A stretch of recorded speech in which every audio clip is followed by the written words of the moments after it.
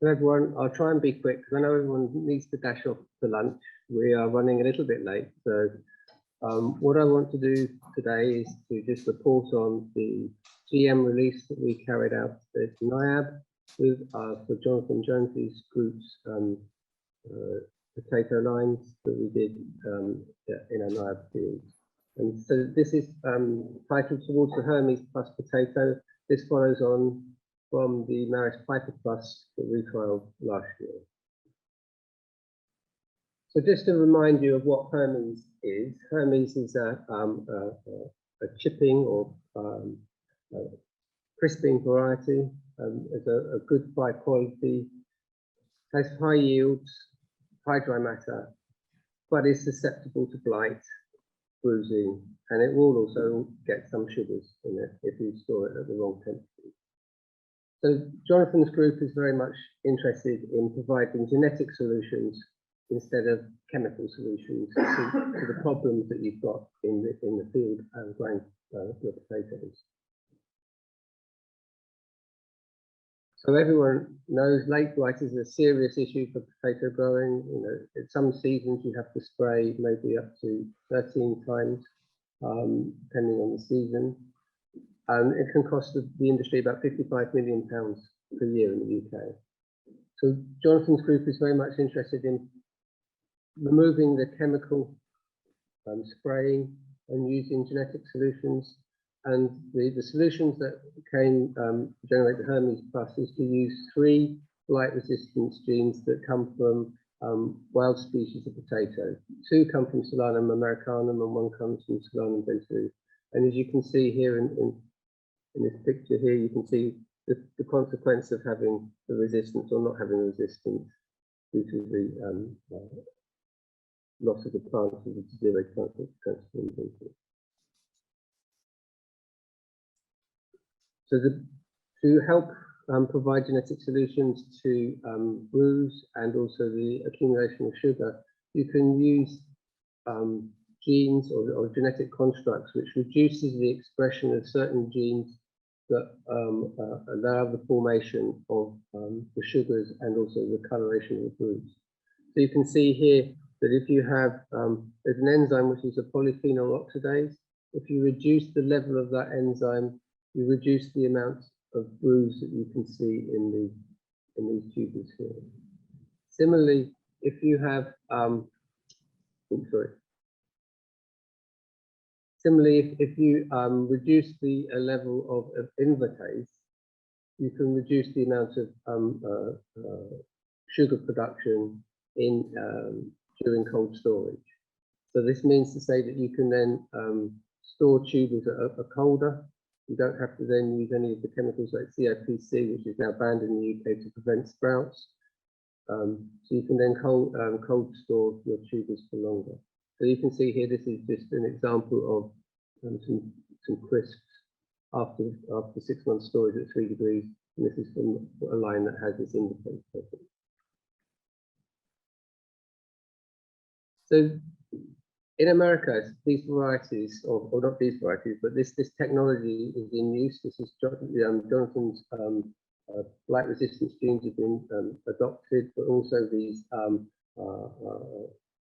bruise resistance, and also the invertase, reducing the invertase, has been introduced into these varieties: Atlantic Russet Ranger and Russet Burbank, or Ranger Russet and Russet Burbank, and they're called these names like Hibernate, Acclimate, and Glaciate, and so they're actually available in America at the moment. And this is being taken forward by Simplot.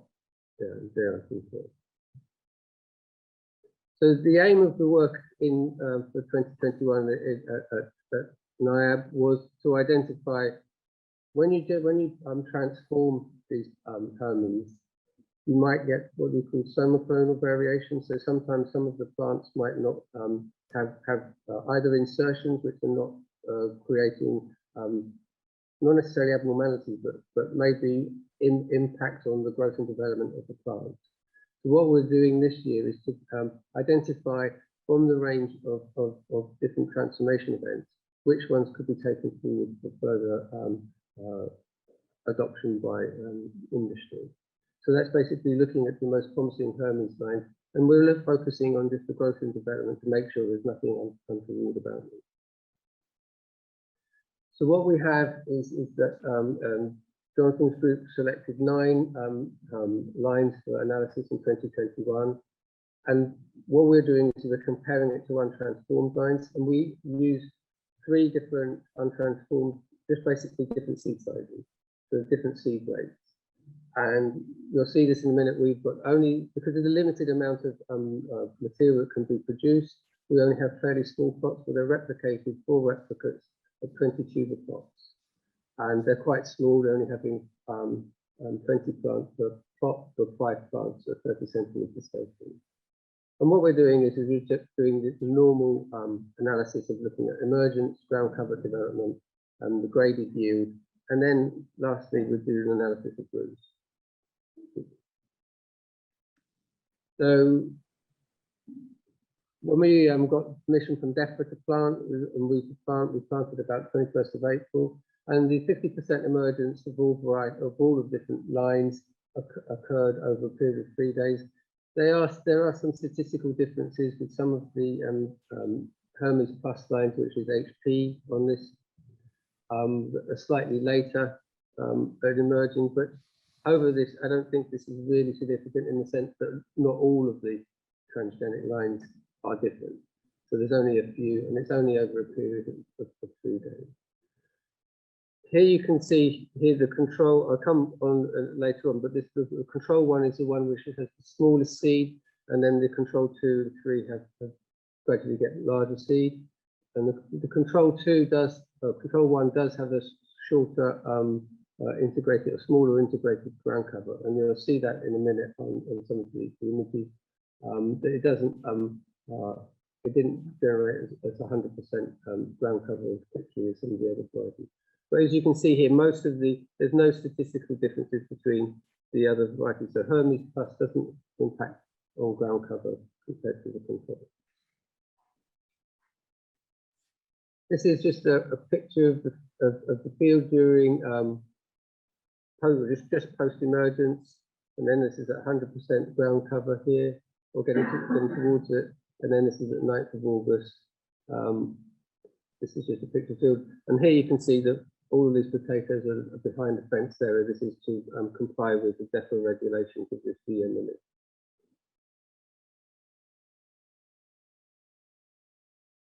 Managed to get Simon and, or prefer Simon or G and his team to fly over the DM plots at the same time as he's flying over the reference crop.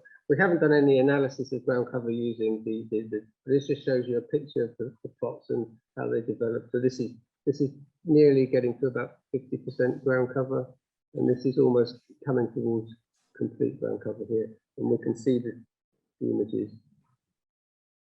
a bit later on.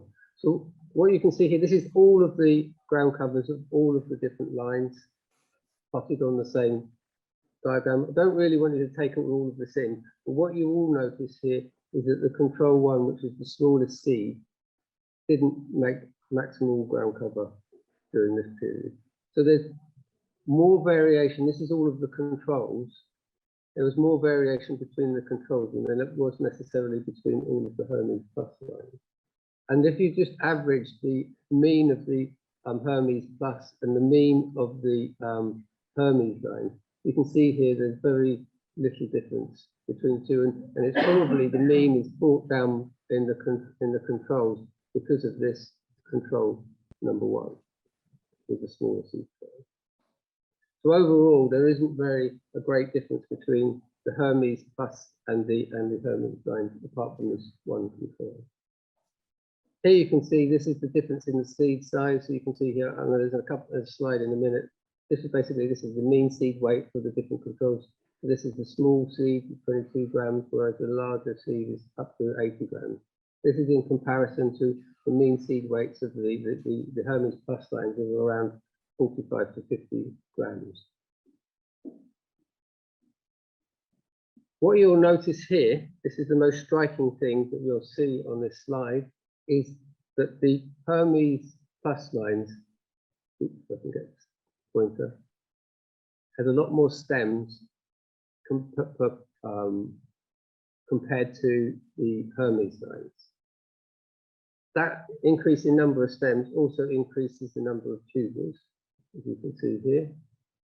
But it doesn't have a significant impact on the total yield. So the yields are all statistically similar. So there's not really it's a range, but they aren't different. So but what happens with the control one, you can see here is that it does the mean tuber size increases because of the reduced tuber number. So you can see here this is the mean tuber size up to 67, whereas the others are down at 58. The dry matter is the same, and the tuber length width ratio, or width length ratio, sorry, is the same for all of them. And the dry matter content is the same. So there's nothing that the Hermes Plus and the invertate isn't having an impact on the dry matter content. But it does, there is something that seems to be happening with the stem and the number of tubers. And here you can see this is the controls, here number of stems for tubers, and this is the seed weight. You can see here there's a nice linear for the controls, but the seed weight and the number of stems is very different for the Hermes Plus. And you can see here this is the number of stems increasing the number of tubers, and it's on the same line, straight line correlation for the Hermes and the Hermes Plus. So as I mentioned, that these similar varieties have been generated in America, and there's a paper that came out in 2020 looking at these innate varieties and carried out similar experiments to what there's a field trial that we've done here. And what you can see here is that they don't see these changes in the number of stems per plant, whereas we do that. We see that here, and this is similar to what we observed last year. So I think that the explanation for this, that's one of the key questions everyone asks. I think it's to do with the physiological age of the seed and how it's been generated at Norwich.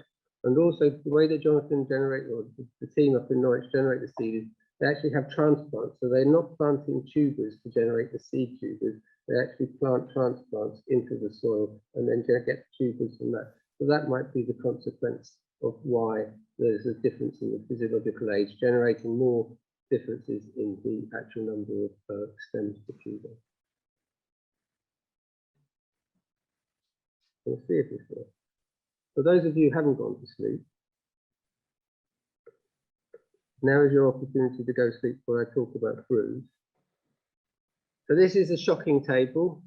So this is how we bruise the potatoes.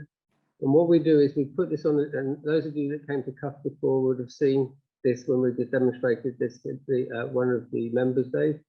So you can see here, there's we need to have about 100 tubers on the table so they can bounce into each other. But because of the yield is small, because the spots are small, we have to have extra tubers. So the purple ones are the ones that are just controls; they're just going to be thrown away. But the actual test tubers are the light coloured ones, the ones that have been painted. But what you can see here is the controls 2 and 3 have got a high bruise index. So this is a value of how much bruise there is. It's on a scale of 1 to 50. And this is the incidence of bruise. This is the percentage of the tubers that actually have bruise. Control 1 is behaving slightly differently. And if you ask me the question, why is control 1 different to control 2 and 3, I don't know. It's just a simple thing. We don't understand why it is. But as you can see here, the Hermes Plus lines have a lower bruise index and a lot lower percentage incidence of bruise. But there are some that might be higher, and it would be interesting to just test how the PPO oxidase is how that's been reduced in that line.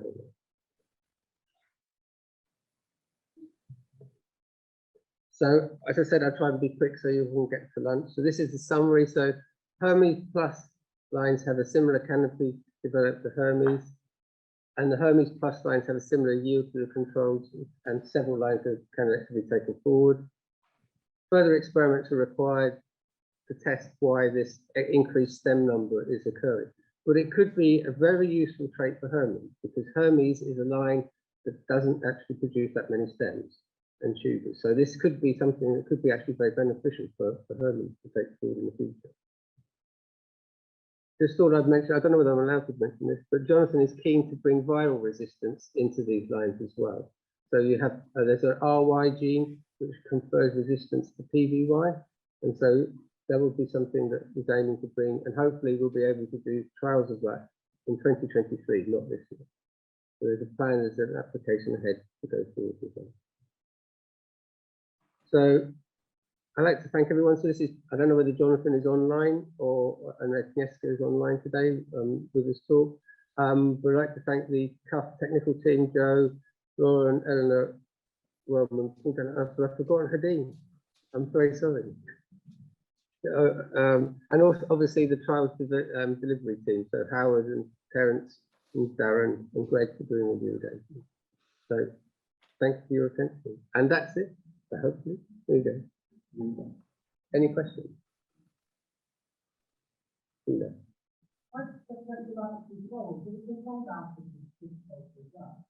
This is, no, they were seeds from Scotland.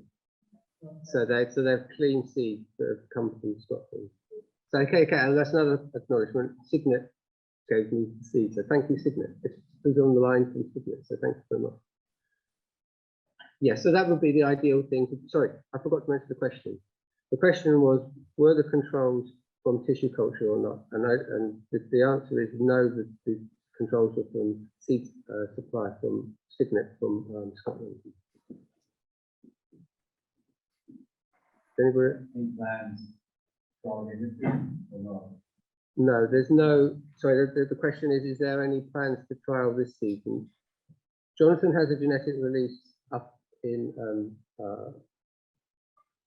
Norwich, but I don't think he's trialing. I don't know whether he's actually, I think he's mainly generating more lines to be generated to be taken forward for next year. So assessing the lines of light resistance and virus resistance, and then to come into the field next year, not this year, next year. Mike. Yeah, you picked up on the differences in bruising on the Hermes lines. Are there any major differences in PPO levels? So I haven't.